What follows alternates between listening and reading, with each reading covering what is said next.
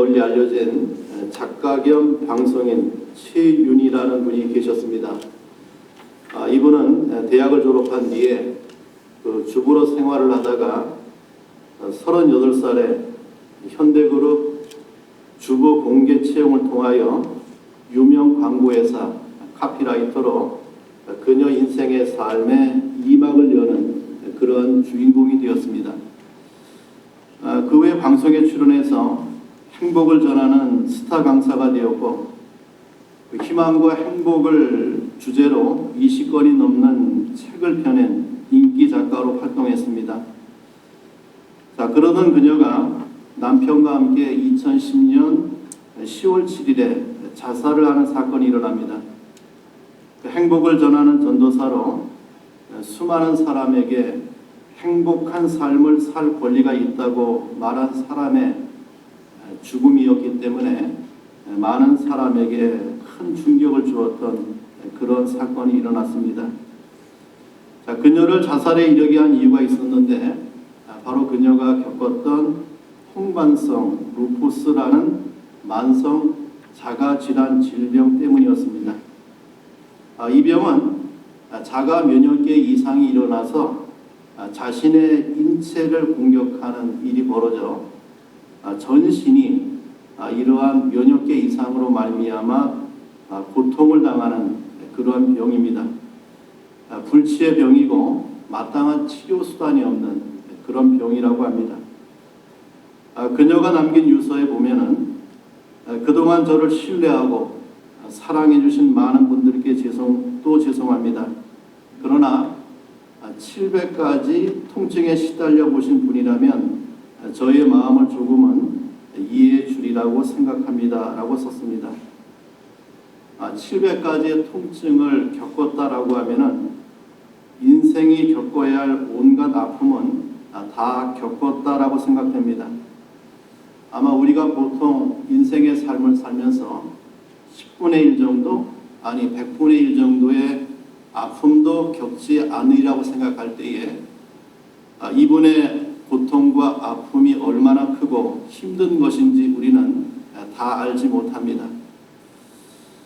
그런데 오늘 시편을 통해서 우리는 또 고통 가운데 있는 한 사람을 만나게 됩니다. 바로 그는 다윗입니다.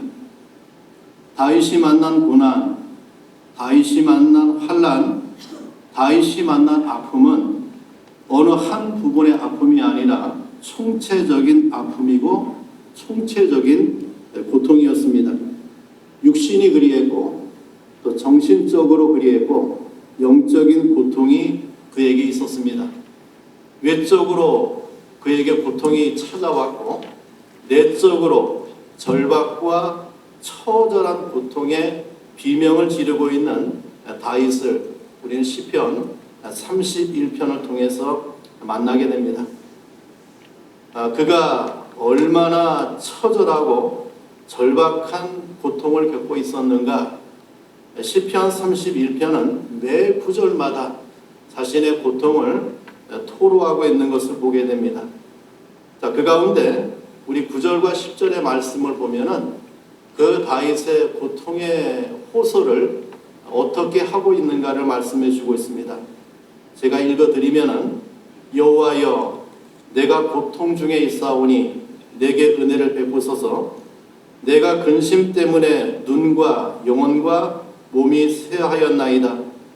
내 일생을 슬픔으로 보내며 나의 연수를 탄식으로 보내며 내 기력이 나의 죄악 때문에 약하여지며 나의 뼈가 쇠하도소이다 라고 했습니다.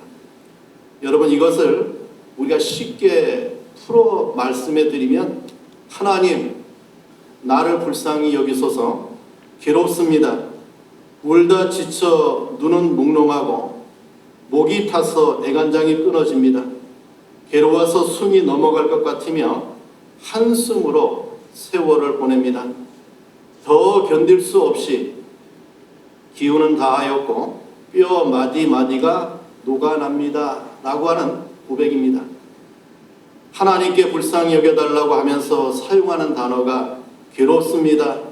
울다가 지쳤습니다. 눈이 몽롱합니다. 목이 탑니다. 애간장이 끊어집니다. 숨이 넘어갈 것 같습니다. 기운이 다하였습니다. 뼈마디가 녹아납니다. 라고 했습니다.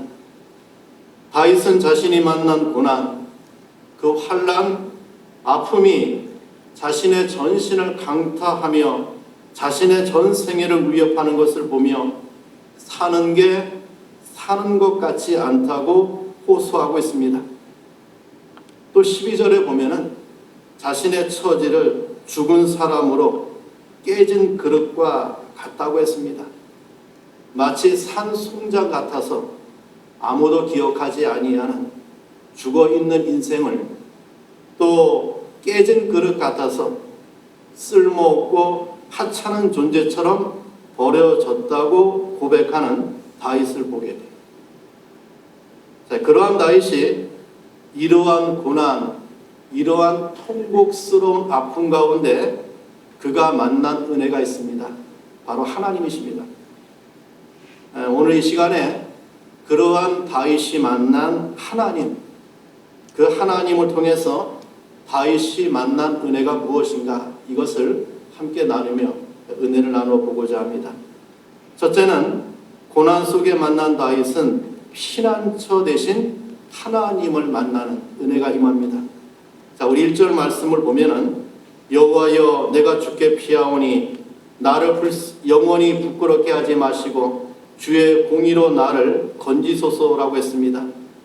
내가 주께 피한다라고 했습니다. 다윗은 피할 수 없는 상황, 즉 극도의 고난 가운데 다윗은 자신이 피할 곳이 하나님이라고 했습니다. 우리가 피해야 될 상황이 우리 앞에 벌어질 때에 어떻게 피하느냐보다 어디로 피하느냐가 중요한데, 다윗은 우리에게 하나님은 나의 피난처라고 고백하고 있습니다. 다윗은 왜 하나님을 자신의 피난처라고 고백하고 있습니까? 3절과 4절에 이렇게 말씀합니다. 주는 나의 반석과 산성이시니 그러므로 주의 이름을 생각하셔서 나를 인도하시고 지도하소서. 그들이 나를 위하여 비밀의 친 그물에서 빼내소서. 주는 나의 산성이시니이다라고 했습니다. 우리 성경에는 생략되어 있지만은 그 히브리 성경의 3절 서두에 보면은 이유를 뜻하는 키라는 단어가 빠져 있습니다. 이 말은 왜냐하면이라는 뜻입니다. 여호와여 내가 주께 피합니다. 왜냐하면 하나님은 나의 반석과 산성이 되시기 때문이라는 고백입니다. 다윗은 자신을 죽이려고 했던 사울 왕으로부터 10년 이상 도피한 경험이 있습니다. 사울 왕의 군대에 포위를 당하고 사로잡힐 위기에 처할 때마다 하나님은 다윗을 위하여 준비해 놓으신 피난처, 반석을 만나는 은혜를 베풀어 주었습니다. 하나님은 다윗을 위하여 도피처인 산성을 준비하여 주시고 그 도피처의 피함으로 죽음의 위기를 모면했습니다. 다윗은 지금 자신이 만난 고통과 환난에서 그 반석 되신 하나님, 산성이신 하나님께 피하는 은혜를 우리에게 고백하고 있는 것을 보게 됩니다. 우리 성도 여러분, 하나님은 우리의 피난처이십니다. 그래서 환난을 당하나 담대하라고 말씀합니다. 피난처이신 하나님이 살아계시고 그 하나님이 바로 우리의 하나님이시기 때문에 그렇습니다. 자, 둘째는 이 고난 가운데 다윗이 받은 은혜가 무엇인가? 바로 하나님의 손에 있는 자신의 인생을 고백하고 있는 것을 보게 됩니다. 우리 15절 말씀에 보면은 나의 앞날이 주의 손에 있사오니 라고 했습니다. 나의 앞날이라고 하는 말은 나의 한평생, 내가 이 세상에서 살 동안 당할 모든 사건들을 총망라하는 것을 가리켜 나의 앞날이라고 볼 수 있습니다. 이 말은 다윗의 한평생이 주의 손에 있다는 고백입니다. 매일매일의 인생의 삶이, 나의 한 주 한 주가 2024년이라고 하는 이 올 한 해가, 아니 나의 나면서 죽을 때까지 나의 한평생이 주의 손에 있다는 고백이 나의 앞날이 주의 손에 있사오니 라고 하는 고백입니다. 또 이 말은 나에게 있는 모든 일어나는 일들이, 사건들이 주의 손에 의해서 오고 있다는 고백입니다. 나의 환난도, 나의 고난도, 나의 아픔도, 나의 이 슬픔도, 나의 이 기쁨도, 나의 인생 가운데 일어나는 모든 희노애락이 하나님의 손에 있다는 고백이 나의 앞날이 주의 손에 있다는 다윗의 고백을 우리에게 말씀해 줍니다. 하나님에 의하여 이 사건이 시작되고, 또 하나님에 의하여 그 사건이 진행되고, 하나님에 의하여 그 사건이 이루어지고 있다는 위대한 신앙의 고백이 나의 앞날이 주의 손에 있다는 이 고백입니다. 또 하나, 이것은 자신을 하나님께 맡기는 신앙의 말입니다. 하나님의 손에 맡겼습니다. 이 말이 바로 나의 시대가 주의 손에 있다는 고백입니다. 내 시대가 나에게 있는 것이 아니고 어떤 다른 환경이나 다른 어떤 사람에게 있는 것이 아니라 오직 하나님의 손에 있다고 믿는 것이 나의 앞날이 주의 손에 있다는 다윗의 고백입니다. 나의 모든 영혼도, 내 육체도, 내 명예도, 나의 인생의 삶의 시작도, 그 과정도, 마침도 하나님의 손에 있다. 그렇다면 저와 여러분이 2024년이라고 하는 이 한 해를 시작해서 한 해를 살아가게 됩니다. 이것도 하나님이 저와 여러분에게 주신 시간이고, 그 시간 속에 일어난 여러 사건도, 일들도 하나님이 저와 여러분에게 주어진 사건임을 우리가 자각하는 신앙의 고백이 나의 앞날이, 나의 인생이 하나님의 손에 있다라고 하는 고백입니다. 세 번째는 쌓아두신 은혜, 베푸신 은혜가 있다라고 했습니다. 자, 우리 19절 말씀에 보면은 주를 두려워하는 자를 위하여 쌓아두신 은혜, 곧 주께 피한한 자를 위하여 인생 앞에 베푸신 은혜가 어찌 그리 큰지요 라고 했습니다. 여기 쌓아두신 은혜가 있다고 했습니다. 이 쌓아두신 은혜는 주를 두려워하는 자를 위하여 준비한 은혜를 말씀합니다. 주를 두려워한다고 하는 말씀은 주를 경외한다는 말씀입니다. 우리의 삶과 신앙에 하나님을 경외하면은 세상에 있는 그 어떤 것도 두렵지 않습니다. 성도 여러분, 주를 두려워하는 자를 위하여 쌓아두신 은혜가 있습니다. 지금까지 경험하고 누려왔던 그 모든 것보다 더한 은혜가 있다는 이 말씀이 바로 쌓아두신 은혜입니다. 우리 하나님에게는 하나님을 찾는 자에게, 하나님께 피하는 자에게, 하나님이 내 인생의 주권자임을 고백하는 인생들에게 지금까지 누려왔던, 지금까지 경험했던 모든 것보다 더 합한 쌓아두신 은혜를 준비하고 계시는 하나님을 우리에게 보여줍니다. 또 하나, 어떤 은혜를 말합니까?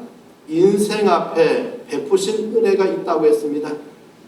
자, 하나님께서는 다윗을 대적하는 사람들이나 다윗을 멸시하는 이웃들이나, 그리고 무슨 말을 듣고 다윗을 오해하고 피했던 친구들이나 그 모든 사람이 보는 앞에서 하나님이 준비하신 은혜를 다윗에게 베풀어 주시겠다라고 하는 말입니다.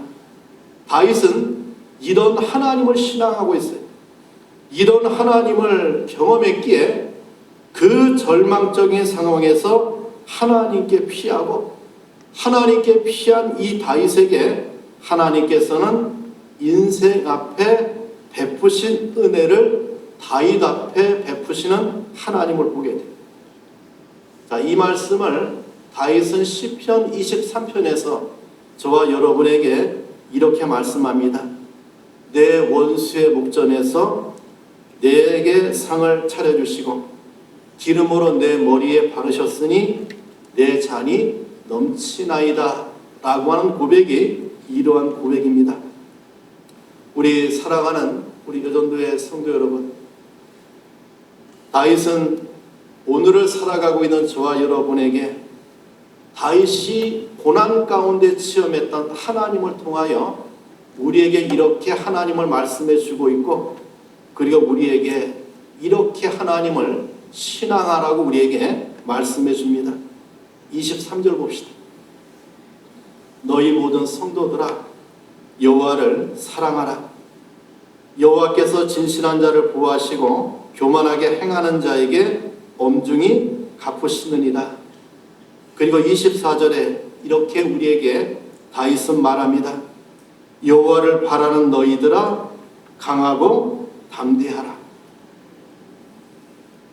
하나님께서 우리를 위해서 쌓아두신 은혜가 있기에, 하나님이 우리에게 베푸신 은혜가 있기에, 여호와께 피하는 자에게 피난처의 은혜가 하나님에게 있기에, 우리 하나님은 저와 여러분에게 너희는 강하고 담대하라, 그 하나님이 계심을 우리에게 말씀하고 있는 것을 보게 됩니다. 우리 성도 여러분, 이런 은혜를 가지고 이 안에를 살아가는 그런 은혜가 있기를 간절히 축원합니다.